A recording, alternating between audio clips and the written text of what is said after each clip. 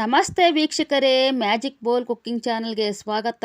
ಇವತ್ತಿನ ನಮ್ಮ ರೆಸಿಪಿ ಬೆಟ್ಟದ ನೆಲ್ಲಿಕಾಯಿ ಉಪ್ಪಿನಕಾಯಿ ಯಾವ ರೀತಿ ಮಾಡೋದಂತ ನೋಡೋಣ ಬನ್ನಿ. ಮೊದಲಿಗೆ ನಾನು ಬೆಟ್ಟದ ನೆಲ್ಲಿಕಾಯಿನ ನೀಟಾಗಿ ತೊಳೆದು ಒಂದು ಅರ್ಧ ಗಂಟೆಯಷ್ಟು ಬಿಸಿಲಿಗೆ ಹಾಕಿದ್ದೀನಿ. ನಂತರ ಎಲ್ಲ ನೆಲ್ಲಿಕಾಯಿಗಳಿಗೂ ಈ ರೀತಿ ಸೀಳ್ ಮಾಡಿಕೊಂಡು ಇಡಬೇಕು. ನಾನು ಒಂದು ಬಾಣಲೆಗೆ ಎಣ್ಣೆ ಹಾಕಿ ಎಣ್ಣೆ ಕಾದಾದ ನಂತರ ಅದಕ್ಕೆ ಬೆಟ್ಟದ ನೆಲ್ಲಿಕಾಯಿನ ಹಾಕಿ ಕರಿತಾ ಇದ್ದೀನಿ. ನಾನಿಲ್ಲಿ 4 kgಯಷ್ಟು ಬೆಟ್ಟದ ನೆಲ್ಲಿಕಾಯಿನ ನಾನು ತೆಗೆದುಕೊಂಡಿದ್ದೀನಿ. ನಾನೀಗ 1/4 kg ಮೆಂತ್ಯವನ್ನು ಕೆಂಪಾಗಿ ಹುರಿದಿಟ್ಕೊಂಡಿದ್ದೀನಿ. ನೆಲ್ಲಿಕಾಯಿ ಜಾಸ್ತಿ ಕರಿಯೋದು ಬೇಡ, ಒಂದು ಮೀಡಿಯಮ್ ಆಗಿ ಕರೆದ್ರೆ ಸಾಕು. ಈಗ ನೆಲ್ಲಿಕಾಯಿ ಕರೆದಾಗಿದೆ, ನಾನೀಗ ತೆಗೆದು ಇಡ್ತಾ ಇದ್ದೀನಿ ಪಕ್ಕಕ್ಕೆ.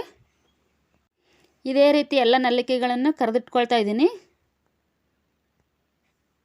ಇದು ಕರೆದ ಬೆಟ್ಟದ ನೆಲ್ಲಿಕಾಯಿ ಈ ರೀತಿ ಇದೆ ನೋಡಿ. ನಾನೀಗ ಹುರಿದ ಮೆಂತ್ಯಕಾಳನ್ನು ನುಣ್ಣಗೆ ಪುಡಿ ಮಾಡಿಟ್ಕೊಂಡಿದ್ದೀನಿ.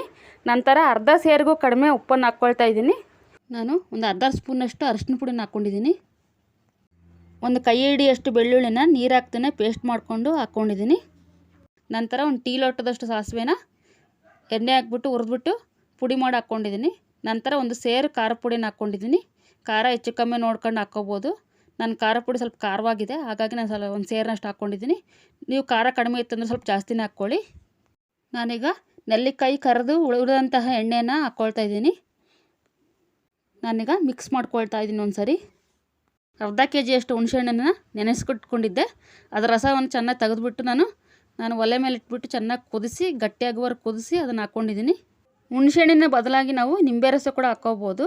ಇಲ್ಲಿ 1 kg ಬೆಟ್ಟದ ನೆಲ್ಲಿಕಾಯಿ ಉಪ್ಪಿನಕಾಯಿಗೆ 10 ನಿಂಬೆಹಣ್ಣು ರಸ ಬೇಕಾಗುತ್ತೆ.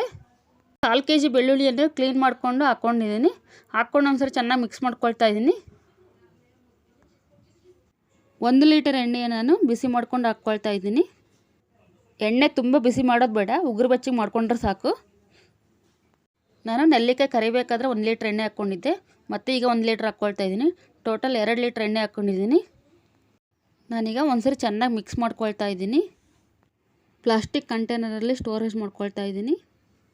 ಈಗ ಬೆಟ್ಟದ ನೆಲ್ಲಿಕಾಯಿ ಉಪ್ಪಿನಕಾಯಿ ರೆಡಿಯಾಗಿದೆ. ನೀವು ಒಂದ್ಸರಿ ಟ್ರೈ ಮಾಡಿ, ಯಾವ ರೀತಿ ಬಂತು ಕಮೆಂಟ್ ಸೆಕ್ಷನಲ್ಲಿ ತಿಳಿಸಿ. ಓಕೆ, ಟೇಕ್ ಕೇರ್, ಬಾಯ್ ಬಾಯ್. ಮುಂದಿನ ವಿಡಿಯೋದಲ್ಲಿ ಭೇಟಿಯಾಗೋಣ.